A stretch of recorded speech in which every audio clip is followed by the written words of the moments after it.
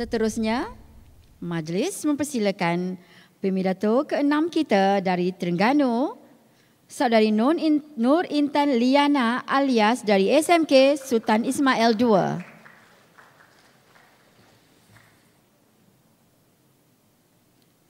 Saudari Nur Intan Liana akan menyampaikan pidato bertajuk Peranan Keluarga dalam Membina Generasi Mempunyai Kebebasan Keuangan. Dipersilakan. Salam introduksi pemacu majlis, sekalung apresiasi panel hakim intelek bervisi, anak bangsa aneka citra. Assalamualaikum warahmatullahi wabarakatuh dan salam satu Malaysia.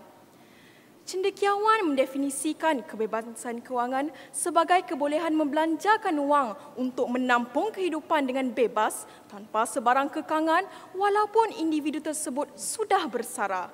Itulah intipati tajuk pidato saya, peranan keluarga dalam membina generasi mempunyai kebebasan kewangan. Kerangka pidato saya akan berfokus kepada 4 perspektif utama, iaitu amalan menabung, pendidikan kewangan, akaun simpanan dan pelaburan. Generasi menabung, masa depan gemilang.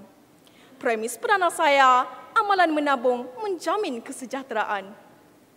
Anak ibarat selai kain putih, ibu bapa yang bakal mencorakkannya menjadi merah, biru maupun hitam.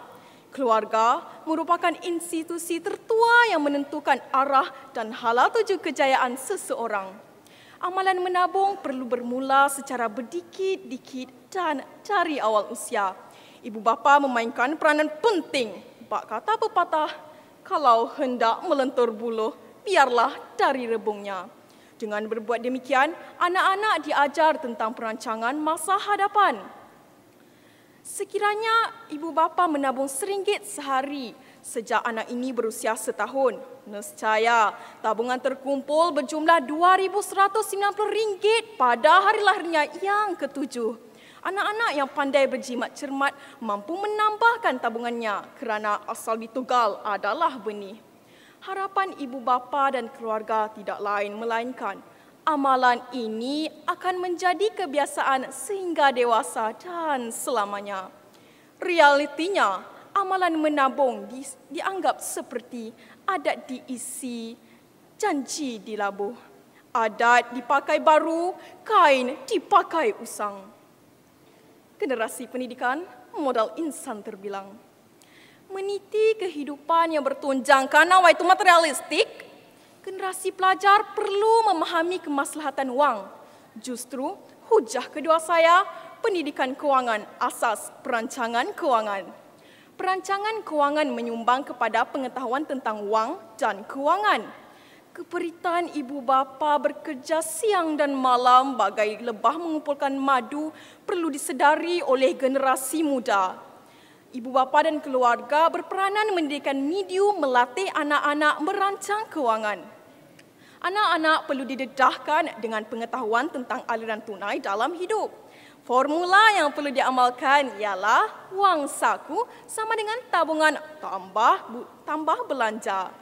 Oleh hal yang demikian, Bank Negara Malaysia telah menerbitkan buku wang saku untuk merekodkan penjimatan perbelanjaan daripada wang harian pelajar. Maybank dengan kerjasama TV3 telah menerbitkan program pijak wang dan stopwatch. Oleh hal yang demikian, konklusinya, sokongan keluarga dalam pendidikan kewangan mampu melahirkan generasi yang mempunyai perancangan kewangan. Generasi berhemah, warga budiman. Sesungguhnya, geruh tak berbunyi, malang tidak berbau, justru beringat sebelum kenal, jimat sebelum habis. Fokus ketiga saya, akaun simpanan mengganda kewangan. Sedari kecil ditimang ibu, apabila dewasa ditimang gelombang. Menelusuri awal dewasa, seorang anak perlukan panduan sebagai bekalan hidup. Berpegang kepada peribahasa, sedikit-sedikit, lama-lama menjadi bukit. Ibu bapa perlu menyediakan pelbagai perancangan kewangan untuk anak-anak selaras dengan matlamat kewangan, seperti kesihatan, pendidikan dan lain-lain.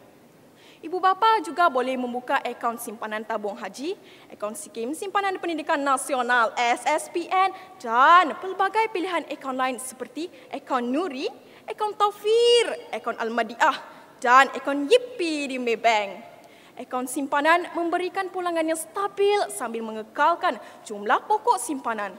Walhasil, anak, ibu bapa dan keluarga pasti mampu tersenyum mengenangkan amalan berdikit-dikit kian berganda seiring dengan masa.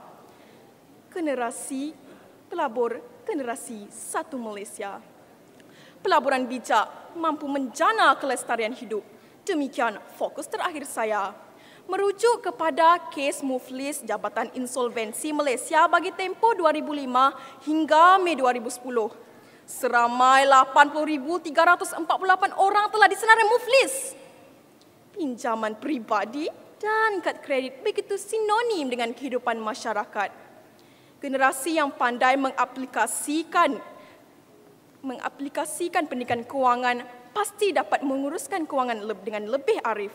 Perancangan kewangan perlulah dapat menjana pulangan jangka panjang yang kompetitif dan konsisten kepada pemegang-pemegang unit di samping memastikan pengkalan modal pada tahap toleransi risiko yang minimum selain diuruskan oleh para profesional berhemah. Kadar pulangan tersebut mestilah mengatasi kadar inflasi. Amanah saham gemilang pendidikan, kesihatan dan persaraan di bawah pengurusan ASNB dan pelaburan KWSP adalah antara pilihan pelabur. Akhirnya, para pelabur menikmati pulangan yang lumayan dan muncul sebagai generasi yang mempunyai kebebasan kewangan. Delegasi juri Bestari bervisi. Renungkanlah rentetan hidup seorang anak ditimang ibu, diasuh minda kewangannya. Apabila dewasa merancang kewangan, lantas menjamin kelestarian hidup. Tuntasnya, institusi keluarga memainkan peranan penting dalam melahirkan generasi yang mempunyai kebebasan kewangan. Sekian, terima kasih. Assalamualaikum, adik Nur Intan. Assalamualaikum. Berikan satu contoh dan huraian kebebasan kewangan. Saya ulang. Berikan satu contoh dan huraian kebebasan kewangan. Terima kasih Tuan Hakim yang segak berkemeja. Soalannya, berikan contoh kebebasan kewangan dan huraiannya. Antara contoh kebebasan kewangan ialah kebebasan bebas daripada hutang. Contohnya ialah kita tidak menggunakan kad kredit dengan sewenang-wenangnya kerana kad kredit itu akan membuatkan kita terjerumus kepada wang. Seterusnya, sebagai seorang pelajar, saya ingin melanjutkan pendidikan ke tempat yang lebih tinggi. Oleh itu, saya tidak perlu bergantung kepada pinjaman beasiswa contohnya PTPTN secara langsung kerana saya telah merancang kewangan saya dengan strategi. Selain itu juga, saya juga bebas membelanjakan wang saya dengan konsisten walaupun ekonomi negara pada masa itu tidaklah begitu elok. Itu saja, sekian, terima kasih. Terima kasih.